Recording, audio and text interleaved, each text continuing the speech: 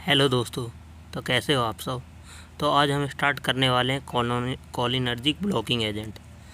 ये हमारी यूनिट 3 का सेकंड टॉपिक है, कोलिनर्जिक ब्लॉकिंग। इससे पहले हम कोलिनर्जिक एजेंट के बारे में जानेंगे। अब ये कोलिनर्जिक ब्लॉकिंग एजेंट है। तो आज की इस वीडियो में हम देखने वाले हैं सार ऑफ कोलिनर्जिक एजेंट और कोलिनर्जिक ब्लॉकिंग एजेंट होते क्या है। ठीक है, तो सबसे पहले देखते हैं कि पैरासिम्पथोलिटिक या लाइटिक होता क्या है।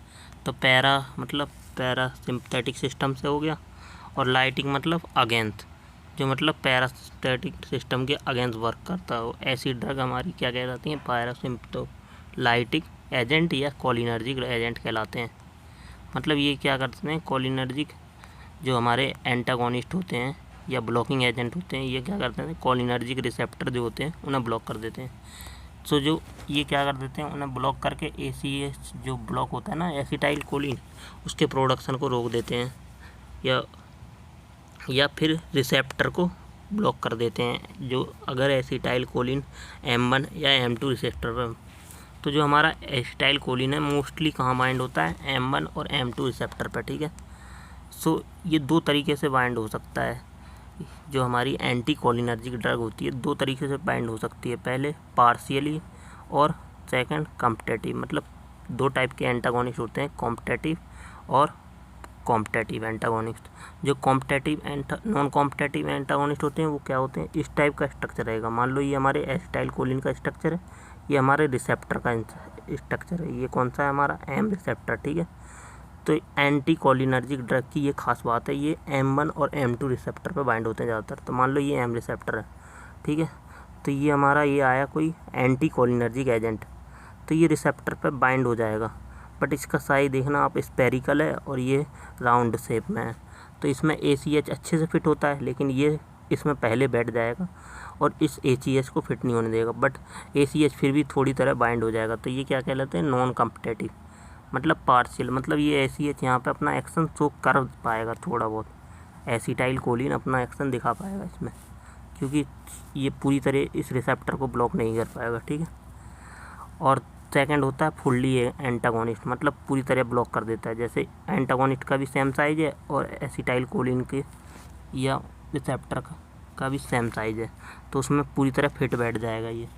तो ये होते हैं फुल्ली एंटागोनिस्ट। इस तरह से ये वर्क करते हैं हमारे एंटी कोलिनर्जिक एजेंट।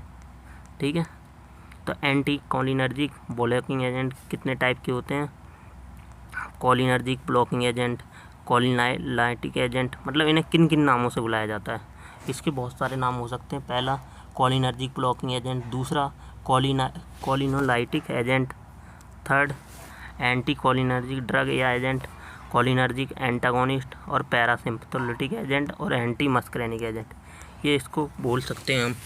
ठीक है, तो मोस्टली ये क्वेश्चन पूछा जाता है, कभी कभी कंफ्यूज कर दिया जाता है एंटी मस्करेनिक एजेंट क्या होते हैं। ठीक है, तो एंटी मस्करेनिक एजेंट वो हैं जो मस्करेनिक रिसेप्टर को ब्लॉक कर देते हैं, तो यही एंटी कोलिनर्जिक रिसेप्टर होते हैं। ठीक है, so these are those agent और drug which inhibit the effect of acetyl choline और parasympathetic agent blocking the cholinergic receptor. ठीक है, तो एक कोलिनर्जिक रिसेप्टर को ब्लॉक कर देते हैं, देन अपना एक्शन शो करते हैं।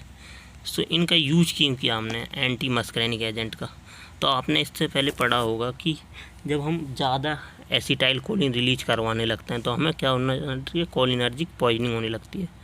तब हमने एक ही उसमें एंटीडोट पढ़ा था, प्लाज्मीडोम, लेकिन इसमें हम बहुत सारी ड्रग पढ़ेंगे जो क्या करेंगे, एसिटाइल कोलिन के एक्शन को इनहिबिट करेंगी।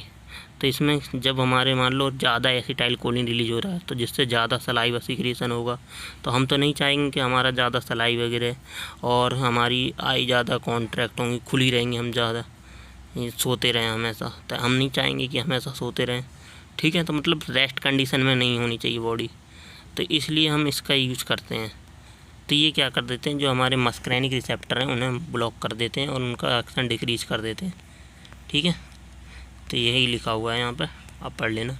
ठीक है, और इसका एग्जांपल कौन कौन सी ड्रग है, एट्रोपिन, डाइक्लोमीन, हाइड्रोक्लोरिक एसिड या HCl, आइपरट्रोपियम ब्रोमाइड, ये सब ड्रग है हमारी।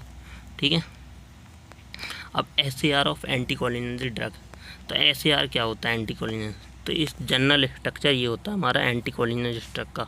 सबसे पहले क्या करो, एक कार्बन बनाओ, उसके साथ 3 टर्चरी अमीन तो टर्ची ग्रुप जोड़ो। टर्चरी में यहाँ R1 R2 R3 3 जगह जोड़ा। R3 पे हमारा H और OH जुड़ सकता है, R1 और R2 पे साइक्लिक सब्स्टिट्यूशन हो सकता है, और एक चैन बीच में C के साथ एक कार्बन के साथ चैन।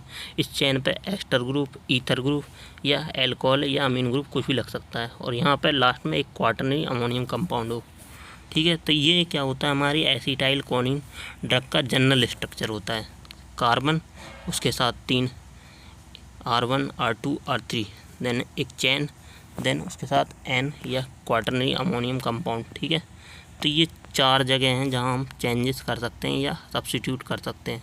तो पहला साइक्लिक सब्स्टिट्यूशन, दूसरा सब्स्टिट्यूशन OH सब्स्टिट्यूशन, तीसरा एस्टर चैन, चौथा क्वाटरनरी कंपाउंड पे। तो सबसे पहले अगर हम अमीन ग्रुप को रिप्लेस करें तो क्या होगा क्या नहीं होगा ये देखेंगे हम SAR में। ठीक है, और अगर हम चैन में चेंजेस करें, यहाँ पे अगर एस्टर, ईथर और एल्कोहल अमीन लगाएं तो क्या होगा, और यहाँ पे अगर साइक्लिक सब्स्टिट्यूशन करते हैं R1 और R2 पे, और R3 पे OH सब्स्टिट्यूशन। ठीक है, तो इन पे क्या होता है, सबसे पहले अगर हम इस पे ही देखते हैं N पे, तो अगर इस पर क्वाटरनरी अमोनियम कंपाउंड है तो ये मोर स्टेबल होगी। ठीक है, ज़्यादा अपना एंटागोनिस्ट एक्टिविटी शो करेगी। और अगर इस पर हमने टर्चरी से क्वाटरनरी से टर्चरी कर दिया, टर्चरी से सेकेंडरी या फर्स्ट कर दिया, तो ये इसका एक्शन क्या हो जाएगा, डिक्रीज हो जाएगा। तो ये हम पहले भी देख चुके हैं। ठीक है, इससे पहले हमने कोलिनर्जिक ड्रग का SAR पढ़ा था, उसमें भी ये बताया गया था। ठीक है, तो यही इसमें पॉइंट लिखा हुआ है। सबसे पहला होता है मॉडिफिकेशन या सब्स्टिट्यूशन ऑन अमोनियम कंपाउंड। तो जब हम क्वाटरनरी अमोनियम कंपाउंड, ये सबसे ज़्यादा मोस्ट पोटेंट ड्रग होती है कोलिनरी एक्टिविटी के लिए, और अगर हम इसको रिप्लेस करते हैं प्राइमरी, सेकेंडरी या टर्ची अमीन से, तो इसकी एक्टिविटी क्या हो जाएगी, डिक्रीज हो जाएगी, लेस पोटेंट हो जाएगी। अगर हम इस नाइट्रोजन ग्रुप को बायो एस्टर से क्या करते हैं, रिप्लेस करते हैं। बायो एस्टर क्या होते हैं, हमारे फॉस्फोरस ग्रुप हो गए और आर्सेनिक ग्रुप, ये सब ग्रुप, इनसे अगर हम इसे रिप्लेस करते हैं तो क्या होगी, एक्टिविटी डिक्रीज हो जाएगी। ठीक है, तो ये होता है हमारा कोलिनर्जिक एजेंट में का SAR। ठीक है, N में अगर चेंजेस करते हैं। अब सेकंड आता है सब्स्टिट्यूशन ऑन चैन। अगर हम हमारा इस चैन में हम सब्स्टिट्यूशन करें, ये जो हमारी चैन है, इस पे अगर हम कुछ सब्स्टिट्यूशन करते हैं, जैसे अगर हमने एस्टर ग्रुप जोड़ा, ईथर ग्रुप जोड़ा और एल्कोहल ग्रुप जोड़ा, तो सबसे इम्पोर्टेंट होता है यहाँ पे एस्टर ग्रुप। इस चैन के ऊपर एस्टर ग्रुप अगर अटैच है तो ये ड्रग हमारी एंटागोनिस्ट एक्टिविटी सबसे ज़्यादा शो करेगी। अगर उसको रिप्लेस करके, इस एस्टर को रिप्लेस करके हमने ईथर या एल्कोहल ग्रुप जोड़ दिया तो इसकी एक्टिविटी क्या हो जाएगी, डिक्रीज हो जाएगी। तो मतलब SAR में आपको यही लिखना पड़ता है कि एक्टिविटी डिक्रीज हो रही है कि बढ़ रही है। तो मोस्टली केसेस में क्या होता है, एक्टिविटी डिक्रीज होती है, बट कुछ केसेस में इंक्रीज होती है। ठीक, तो यही लिखा हुआ है यहाँ पर, सेकंड वाले में आप पढ़ लेना। Substitution on chain, the substitution में भी एस्टर, ईथर, एल्कोहल एंड अमीन का सब्स्टिट्यूशन हो सकता है। बट अगर एस्टर ग्रुप अटैच है तो ये इससे क्या होगी, ड्रग हमारी मोस्ट पोटेंट होगी, ज़्यादा पोटेंट होगी। सो एंटी कोलिनर्जिक एक्टिविटी ज़्यादा दिखाएगी, जैसे एट्रोपिन इसका एग्जांपल है। और अगर एस्टर ग्रुप को हम रिप्लेस करते हैं ईथर, एल्कोहल और अमीन से, तो एक्टिविटी डिक्रीज हो जाएगी। ठीक है हमारी, तो वही मैंने आपको पहले बता दिया। थर्ड है यहाँ सब्स्टिट्यूशन ऑन R3। तो R3 पर 2 चीज़ बताई है मैंने, यहाँ पे H और OH सब्स्टिट्यूशन होता है। तो अगर हम इस R3 पे अगर H को लगाते हैं तो ये ड्रग क्या होगी, हमारी ज़्यादा पोटेंट होगी, मतलब इसकी क्या होगी, लाइफ ज़्यादा बढ़ जाएगी या ड्यूरेशन ऑफ एक्शन ज़्यादा हो जाएगा, और इसका ड्यूरेशन ऑफ एक्शन कम रहता है। ठीक है, यही यहाँ पे लिखा हुआ है, आप पढ़ लेना। देखिए यहाँ पे substitution can be hydrogen and hydroxyl group make more potent drug, मतलब ये दोनों का सब्स्टिट्यूशन होना चाहिए यहाँ पे, या तो H होना चाहिए या OH होना चाहिए R3 पोजीशन पे हमारा।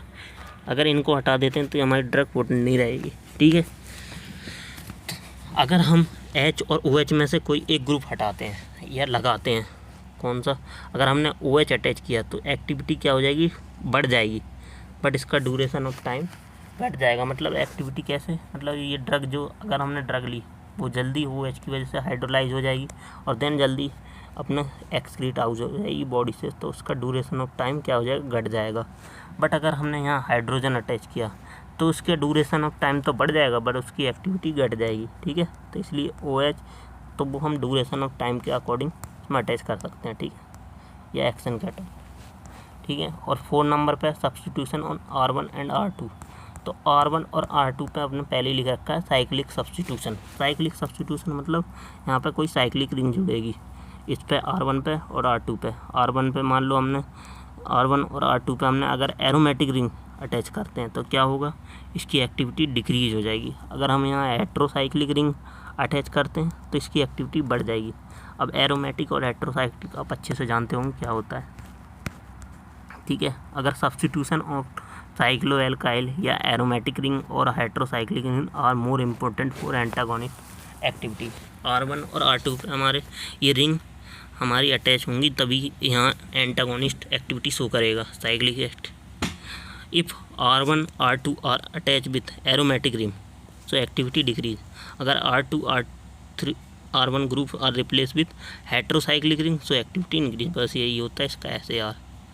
तो आपको समझ में आएगा वो मैं अब। Thank you. SAR नेक्स्ट में हम इसका क्लासिफिकेशन देखेंगे कोलिनर्जिक ड्रग का, ठीक है। Thank you.